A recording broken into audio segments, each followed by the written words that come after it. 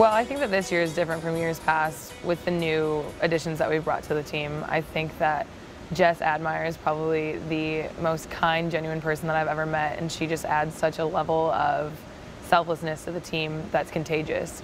Okay, so I met Jess at the end of 6th grade when we were going into 7th grade that summer. We went to IU camp together with a bunch of our friends from grade school, just around that area. We kind of grew up in the same area too, so we kind of met early, and then we got into high school, and we were rival high schools, so we played each other there and kind of just started playing club then too. So I think we were 14 when our first time being on the club team together, and we like immediately grew together and have been best friends pretty much since then. When I was in 5th grade going to 6th grade, I attended an overnight IU camp. I stayed in Foster, and my roommate's name was also Jessica, so that was cool. I remember walking to the Hyper in the mornings, and it felt like such a long walk for when I was so young, but the campus was so beautiful and you got to see all of it. It's where I first met my fellow teammate Sam Fogg and all of the other Little Roncalli girls who I eventually played club with my entire life.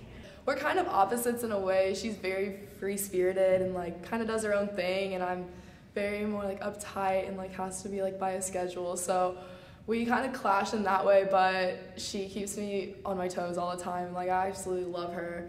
I wouldn't be the person I am without her today because she's been there so much for me. So just like her personality is very warming to me, and I love being around her. So that's kind of how we continued being best friends.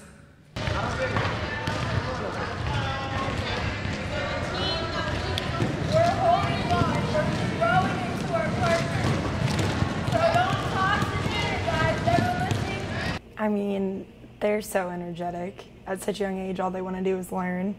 So, I mean, the biggest problem we have is just telling them to stop bouncing the ball so they can actually listen to what the drill is. But they're so enthusiastic. They show so much potential, too.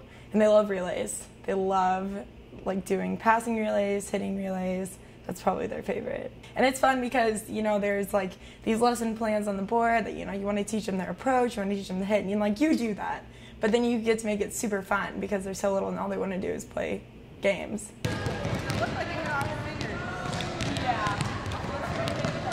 Just like 10 minutes after the game is just like everything that they're waiting for, you know, and the fact that they come to all of our games and, you know, it's like we're helping spark a passion in them, and that was exactly what happened to me when I was little too. And I remember I came to the IU Penn State game when I was little when they beat Penn State here, and that was one of the coolest experiences of my childhood. Who's your hitters on 3? 1, 2, 3.